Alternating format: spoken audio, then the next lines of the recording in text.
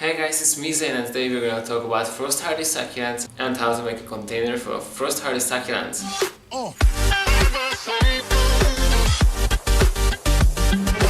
In this video I thought I will make this frost hardy succulent and container making thing, but combine the two, since I know there are a lot of people who love succulents and they are living on a particular part of the world where there are frosts. And while I'm one of those people, I live in a temperate climate. We have proper winters with frost. We have degrees below zero, so we have proper frosts here.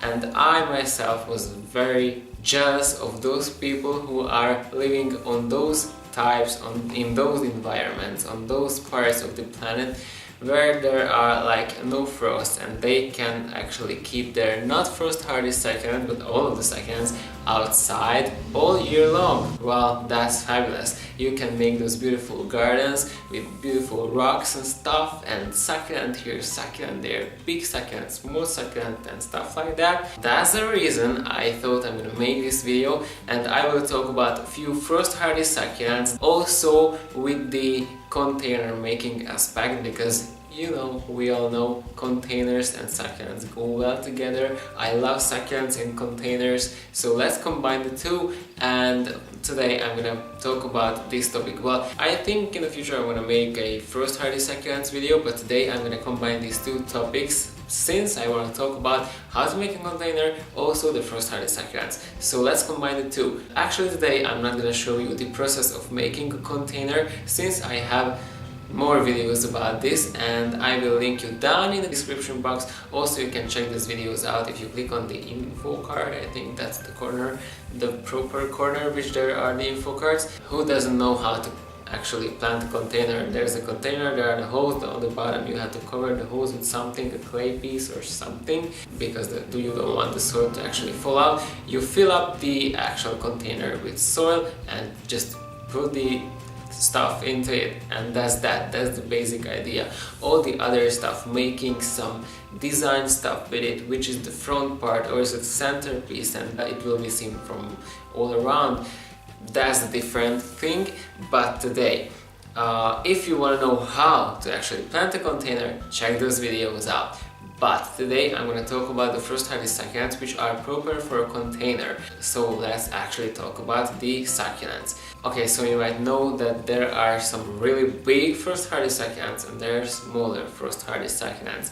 Well, if you are making a centerpiece, okay, so the rule for the containers is the filler, and a spiller. So plant something big in the center, which everybody will see for first. Then you plant a filler, which fills up the space below that plant, and the spiller is something that will actually flow out from the pot. And with this rule you can make beautiful containers even with succulents, even without succulents. There are those frost hardy succulents which are perfect for this actual rule. So there are some succulents which are big and are good for the thriller part of this rule. Okay, I will not choose those succulents which are just too big and stuff like that. For example, there is the Agave Americana.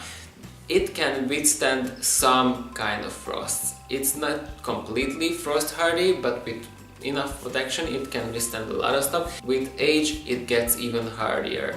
But the problem with the Agave Americana is that it grows really big, and by really big I mean just super big, and it creates a lot of offsets around the base, so it can actually push out those other plants. So that's not the best thriller, but it would look really nice. With a bit more maintenance, Agave Americana is a great candidate for a thriller. After a time you have to remove it and replace it with another plant because it grows just pretty big. It grows too big for a container. But also there are some yuccas which can withstand actual frost. With yuccas the thing is you can actually choose between the color of the leaves, because there are some redder ones, there are greener ones, light green ones, darker green ones, and also they can bloom, so that's great. Well, after a lot of time they can create stems, so they grow bigger and taller and they will have a stem. Okay, for example, there is the red yucca or the Thompson's yucca, or there are actually more other yuccas what can withstand frost. Also the, how is that called? Texas Sotol, or how is that called? I don't know. It actually looks like pretty much like grass, but after a time it creates a spherical shape, but only a half sphere because there's the ground. So there will be a half sphere of that Texas Succulent. I think it's beautiful. There is a kind of aloe which can withstand frost, and its name is Blue Elf Aloe. It's really nice. Also, one agave is in my mind right now. It's called the Agave Victoria Reginae. It won't grow too big, it will stay compact, but if you want to purchase a decent size Victoria Reginae agave, well, it will cost a lot more money than if you would buy a smaller one, because those types of agaves grow really slow. After this layer comes the filler part, the plants which will grow and fill up the space, the empty space there. Well, Sempervirums is a good filler. Sempervirums is also called the hen and chicks, also it's called house leeks.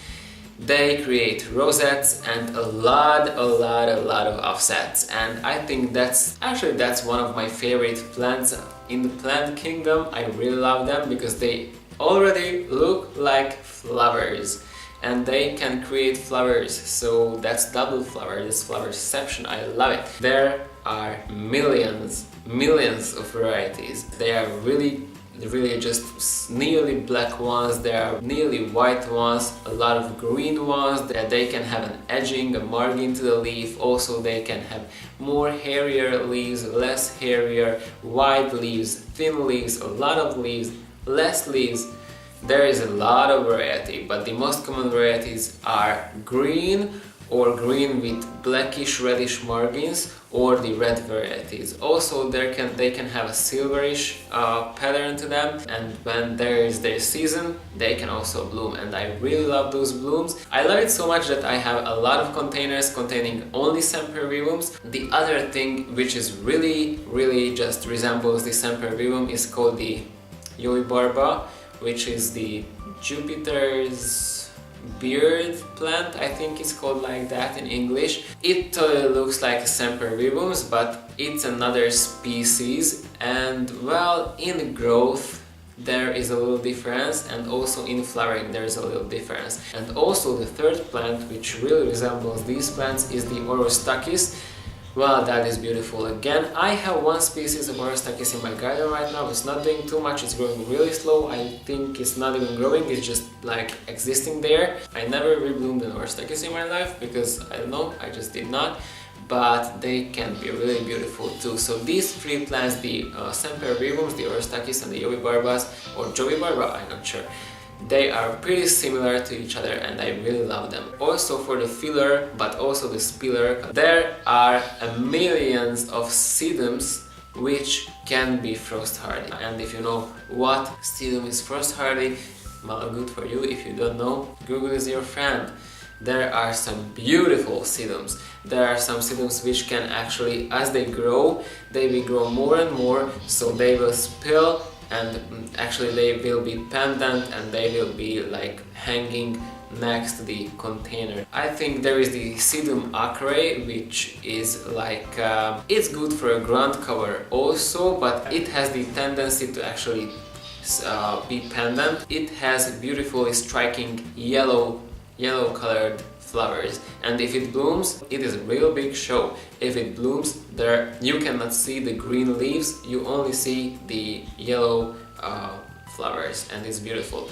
Also, there is another sedum, I don't know the name for it, but the growth pattern is pretty similar as the Sedum acre, so it can be a ground cover, it can be a pendant plant also, but the color of the leaves is, well, it's bluish green, and the actual flowers are white. Also there are sedums which are taller, like the Sedum Angelina, or how do you call that? I think it's called Angelina. There are more varieties of that kind of plant. In my garden I have a few containers which contain these frost hardy succulents, but I don't have these thriller, filler, spiller containers.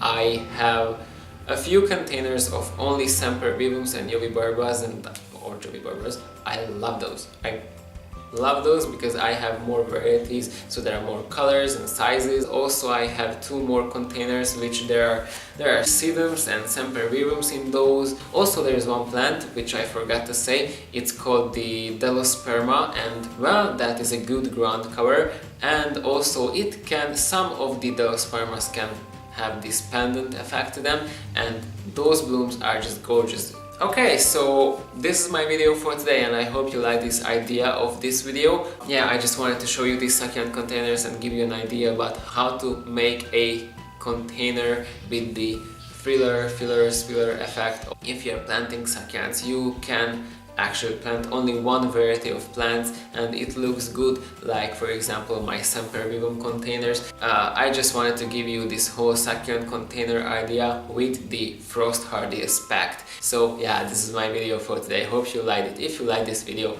click on the like button. Also you can leave a comment down in the comment section below. Also check out the videos in the info cards. There are some links also down in the info box. Subscribe to this channel. Also you can subscribe to my other channel, and don't forget to click on the bell button something so you can turn on notifications and you won't miss any videos of me, because you will get a notification when I upload something. And also you can follow me on Instagram, and you can find down the links down in the something box down there.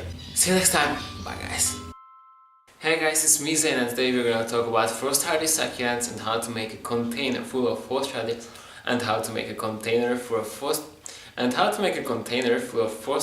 It's so hard.